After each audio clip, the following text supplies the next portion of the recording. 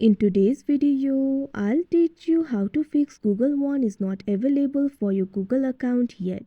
So if you're facing this problem, there might be various reasons behind it. The first reason might be that you're not using a personal account. Google One is typically not available for Google Workspace accounts or accounts managed by parents. So make sure you're using a personal account. Also make sure you're not part of a family group. If you're the part of the family group, you may need to leave it temporarily in order to subscribe. Now after you do that, your problem should be solved. If your problem is still not solved, what you can do is simply try updating the Play Store.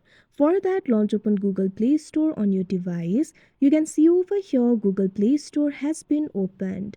Tap on the profile icon that you can see at the top right corner of your screen.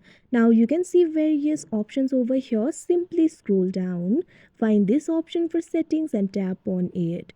Now you'll be able to find various options. Tap on this option above that you can see at fourth. Now you can see about Google Play over here. Right over here you'll be able to see Play Store version. Tap on this option update Play Store that you can see on the screen.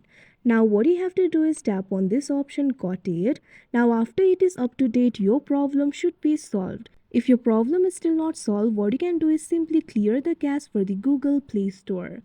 Launch open app library of your device. Find the application for Google Play Store and long press on it. Now tap on this option app info that you can see on the screen. Now you'll be led to the app info interface. You can see various options over here. Tap on this option storage and cache that you can see on the screen.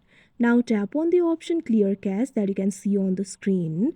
Now after you do that, your problem should be solved. If your problem is still not solved, what you can do is simply try using the Google One in browser. For that, launch open any browser of your choice. Now what you have to do is tap on the search bar. After you do that, type in one.google.com and search for it. Now try using it in the web browser. After you do that, your problem should be solved. If still you're seeing it is not available for your Google account yet, it might be because of your reason and availability.